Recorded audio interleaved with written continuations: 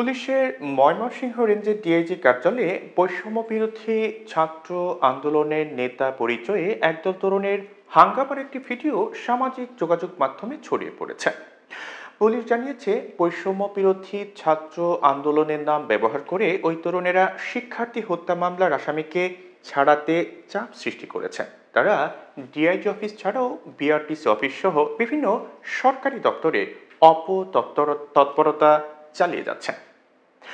Viral হওয়া ভিডিওটি 6 minute 57 সেকেন্ডের। খোঁজ নিয়ে জানা যায় যে ঘটনাটি ছিল গত 28 ডিসেম্বর দুপুরে। ভিডিওতে দেখা যায় একদল তরুণ স্লোগান দিতে থাকেন, জালোরে জালো, আগুন জালো, রক্তের বন্যায় ভেসে যাবে অন্যায়, আমার সোনার বাংলায় বৈষম্যের ঠাঁই নাই।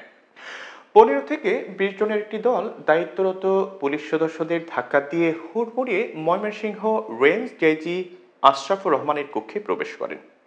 ভিডিওটিতে ডিআইজিকে উদ্দেশ্য করে ওই শিক্ষার্থীদের বলতে শোনা যায় যে বৈষম্য বিরোধী আন্দোলনে ময়মনসিংহে নিহত রেদওয়ান হোসেন সাগর হত্যা মামলার আসামিরা কেন ঘুরে বেড়াচ্ছে। পুলিশ একটি দলকে সমর্থন করে কাজ করছে, আওয়ামী লীগের নেতাদের না ধরে আপনারা ধরছেন জাসদের মতো ছোট দলের লোককে।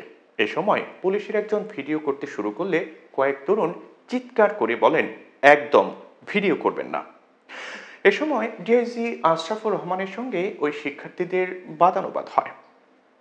পুলিশ জানায় যে 27 ডিসেম্বর রাতে মহানগর জাসদের সভাপতি ও সিটি কর্পোরেশনের সাবেক কাউন্সিলর শফিকুল ইসলাম ওরফে মিন্টুকে আগ্নেয়াস্ত্র সহ সেনাবাহিনী গ্রেপ্তার করে সদর থানায় হস্তান্তর করে। ময়মনসিংহ রেঞ্জের ডিআইজি আশরাফুর রহমান গণমাধ্যমকে বলেন যে বৈষম্য বিরোধী ছাত্র আন্দোলনের পরিচয় ব্যবহার করে দলটি এসে গ্রেপ্তার হওয়া সাবেক কাউন্সিলর মিন্টুকে ছেড়ে দিতে বলে। সেই সঙ্গে বিগত সময়ে নির্বাচনে অংশ নেওয়া কোনো কাউন্সিলরকে যেন গ্রেপ্তার না করা হয় সেই দাবিও জানানো হয়।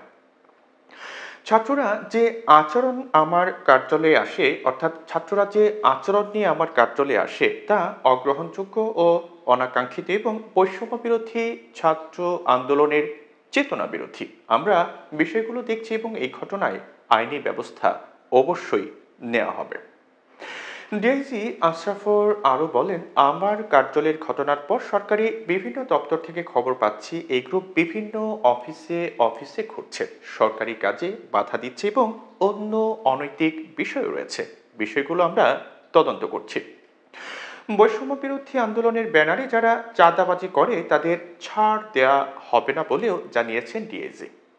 পুলিশ সূত্রে জানা যাচ্ছে যে ডিআইজি অফিসে যাওয়া দলটিতে নেতৃত্ব দেন সাহেবে রাকাত ও আল নূর আয়াস আন্দোলনের সমন্বয়ক পরিচয় দেন। আনোয়ার হোসেন মঞ্জু নামে বৈষম্য বিরোধী আন্দোলনের সমন্বয়ক পরিচয় দেওয়া আরেক তরুণের নামও পাওয়া যাচ্ছে বিভিন্ন ঘটনায়। এছাড়া ছিলেন ছাত্র শিবিরের কর্মী ও বৈষম্য বিরোধী ছাত্র আন্দোলন ময়মনসিংহের সমন্বয়ক পরিচয় দেওয়া মাহাদি হাসান তারেক, মেহেদি হাসান সিয়াম।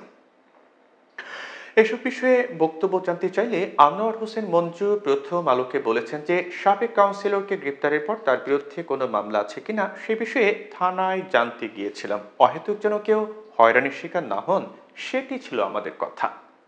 শিক্ষার্থী সাহেবে রাকাতের মুঠোফোনে ফোন করা হলেও বন্ধ পাওয়া যায়। বৈষম্য বিরোধী আন্দোলন ময়মনসিংহের সমন্বয়ক পরিচয় দেওয়া আল নূর আয়াস প্রথম আলোকে বলেন, কাউন্সিলর শফিকুল ইসলাম মিন্টুকে ছাড়ার জন্য আমরা বলিনি, শুধু বলেছি সাধারণ মানুষকে যেন হয়রানি না করা হয়।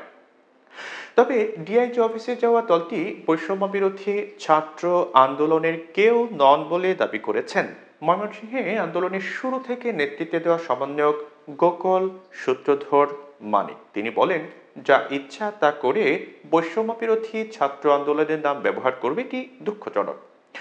ডিআইজি অফিসে যারা গিয়েছিল সেখানে আমাদের কেউ ছিল না। এই ঘটনাটির সুষ্ঠু তদন্ত ও বিচার হওয়া উচিত বলে তিনি মনে করেন।